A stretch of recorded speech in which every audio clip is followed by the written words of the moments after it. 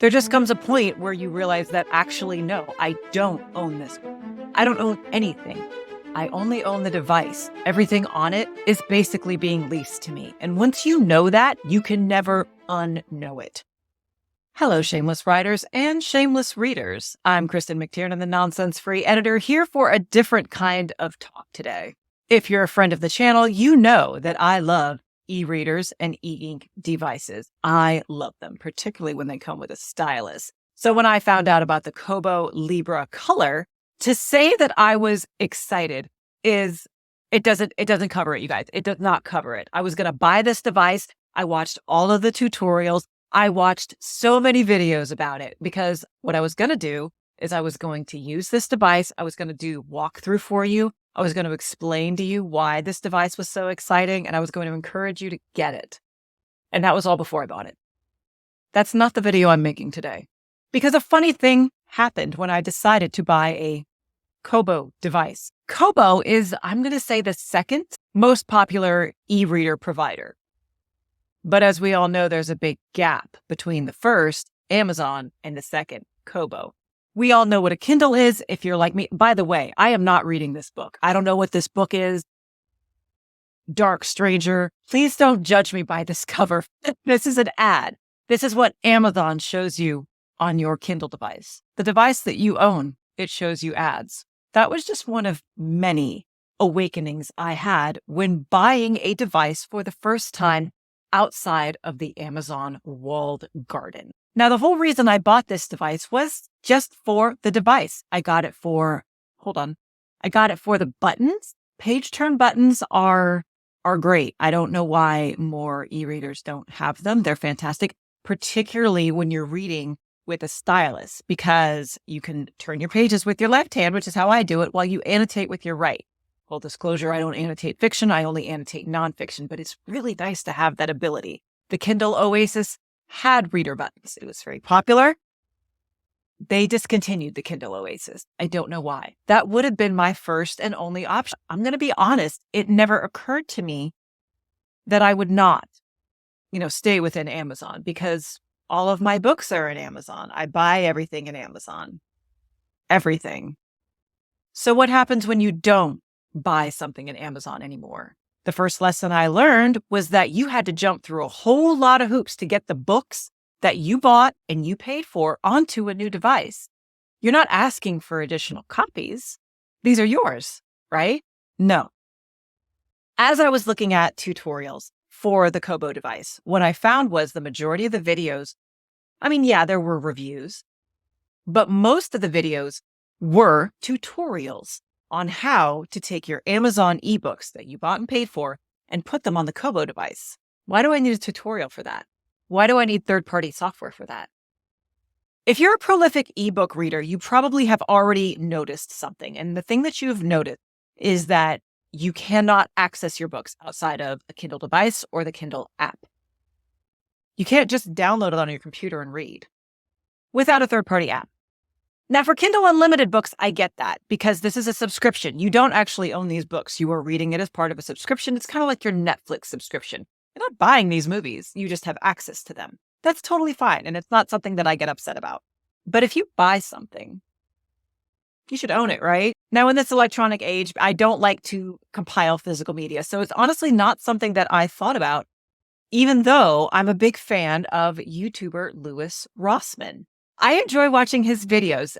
He's very famous for being a right to repair advocate. So his business is cell phone and computer repair, I think. And so he's made a lot of videos kind of being sassy and annoyed that these big manufacturers like Samsung, like Apple, they make it so you can't fix your devices. So he makes a lot of videos about that. And I watch them and he's very entertaining. But, a lot of the things I don't agree with him on. It's like, oh, you pirate things? Bro, he doesn't.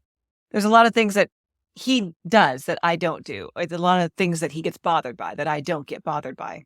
But I got to say, this whole experience of moving to a Kobo device, it's kind of brought me around to his way of thinking. Why have we all gotten so accustomed to companies telling us whether or not we can access things that we have bought? If you are a dark romance girly, and I have dabbled in the genre, I don't write it, obviously, but I have read some of the bestsellers, most notably Haunting Adeline. I did a whole review series over on the Tiki Talk, and I wrote a Substack about it if you're more of a text person. But if you're a big aficionado of those types of books, chances are you might have opened up your Kindle one day to read a book that you bought and paid for. You want to reread it, only to find that it's not there. That's interesting. Why isn't it there? Well, because Amazon unpublished it. They yanked it right off the store.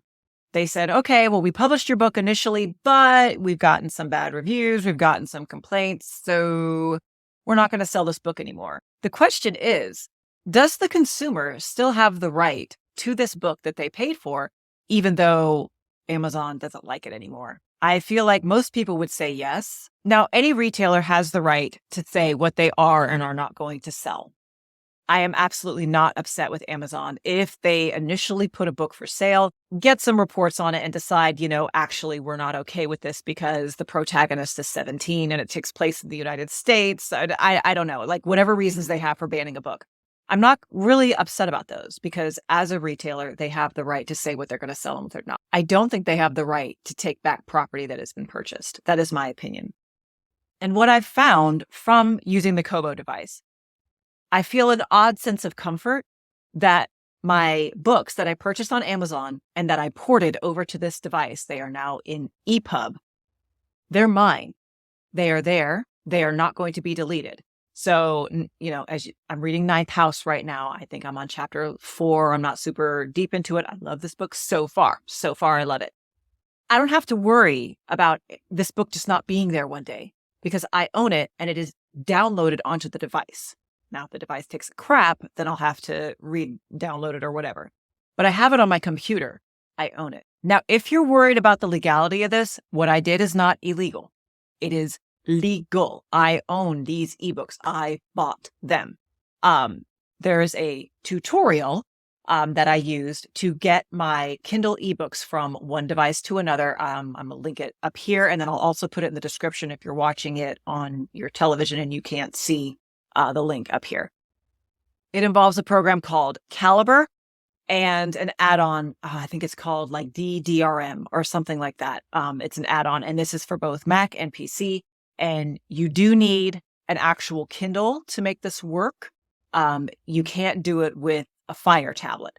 Legit, you guys, I bought this Kindle just so I could transfer my library because before I had a Kindle Fire tablet because I wanted something in color. Having something in color was very important to me, which is part of the appeal of the Kobo. Right now, Amazon does not have any color devices. I suspect they'll be coming out with one. I think that's probably why they canceled the Oasis, because they're probably going to be coming out with a device very much like this. But what I realized, and this is what made me pull the trigger and buy it, I would rather have the Kobo device, even if Amazon comes out with something that's exactly the same. I would rather have control over my books. And it also kind of gave me, I don't want to say an awakening because some of my books are already published wide. I was planning on moving everything into Kindle Unlimited. I was planning on, just for simplicity's sake, only offering my books on Kindle for the ebooks. I've changed my mind on that. I'm going to keep the Black Magic series Kindle exclusive. That's where that's going to stay. But all of the rest of my books, I'm going to make them available wide because I want Kobo to succeed. I want it to be an actual competitor for Amazon. I want readers to have actual control over the books that they purchase. I want authors to have more options over how they can distribute their books. So Amazon cannot screw over smaller authors, specifically when it comes to Kindle Unlimited page read rates, which dropped again this month, if you haven't been paying attention. Oh my God. I want something to be consumer friendly, in this world that we're living in. And it feels very much like a cumulative effect. Every single company is making everything worse for consumers, especially when it comes to digital products. And I don't know, should I apologize to Lewis? Should I say, I'm so sorry, I thought you were a little bit crazy? with your insistence that your TV can't connect to the internet, I do think that's a bridge too far, but whatever. Because if one company gets away with it, then the rest of them do it. So whatever Amazon does, they get away with screwing over small authors. They get away with screwing over readers and taking back your purchases. And by the way, this includes Amazon Prime. So if you've bought a movie on Prime Video, they could just take it from you anytime. If there's a licensing issue, if they just don't like the movie anymore, if they don't approve of the content anymore, it doesn't matter that you paid $20 for that movie. It's not yours. You don't own it. What does it mean to buy something? What does it mean to own something? Now, as an author, I am very sensitive to the ideas of protection of intellectual property. I do not like book piraters. I don't want to hear a single word out of your mouth of, well, some people are poor and some people aren't American. And if you fit into either of those categories, it's perfectly okay to steal books. If that is your opinion, you are in the wrong place. And I'm going to ask you to piss off. It's not okay to steal books, especially since another reason that I got the Kobo device is because they have Overdrive built right in. If you don't know what Overdrive is, it's basically a library app. You just log in with your existing library card and you get a bunch of free ebooks. It's from your local library, which means that the author of those books still gets paid, even though you don't pay any money. Overdrive, yes. Libby, yes. Piracy, no, you scumbag. So my opposition to the walled garden of Amazon has nothing to do with cheating authors out of the money that they absolutely deserve for the art that they create for my benefit and my entertainment. But if I buy your art, I should absolutely own that art. If I want to lend that art to my friend, I should be able to do that. If I decide to lend it to a damn piracy site, you have the right to prosecute me. And you should, and I hope you do. But somewhere along the line, we let these corporations just kind of convince us that, oh no, we're just protecting intellectual property rights by not letting you, the consumer, own anything. And I don't like that. I don't like that one bit. What I do like is the program Caliber, which not only allows me to create ebooks for my own books so that I can distribute them to my readers without having to go through a retailer. It also allows me to take the books on my Kindle and move them onto any other device. I am no longer using my Books Note Air. It's too big and heavy to really read on. It's a fantastic e-ink device to take notes on. I still recommend the entire Books line. And they do actually have an e-reader which looks like this. I can't remember the name of it, but it does have the buttons. It's about the same size, but it doesn't, weirdly enough, even though it's a books device, it doesn't have the stylus, which I thought was weird. So that was why I went with the Kobo device. But e-ink is developing by leaps and bounds. It is so wonderful. And I am an e-ink stan. I want all the devices. I want to take all of my notes on e-ink. I definitely want all of my books to be on e-ink because I don't want to accumulate physical books. I don't like stuff. I'm just in that era of my life where it's like I want less stuff. I feel smothered by possessions. I don't know why. I should probably talk to somebody about that.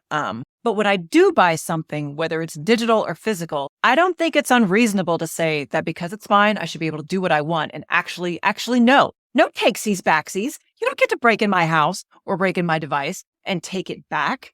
That is some Negan from The Walking Dead level villainy, and I don't like it.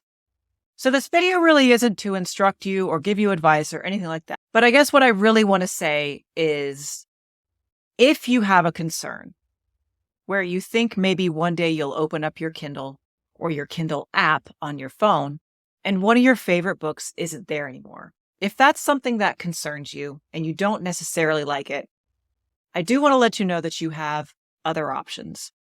There are a lot of e-ink devices, including the Kobo device. There are softwares like Caliber, which allow you to legally transfer the books that you have purchased onto a new device that is outside of the Kindle walled garden. And if that's something that you want to do, like I did, then I think you should. And that's really all I have for you today. Who owns your stuff? It shouldn't be controversial to say that you do. So until next time, take care and read well.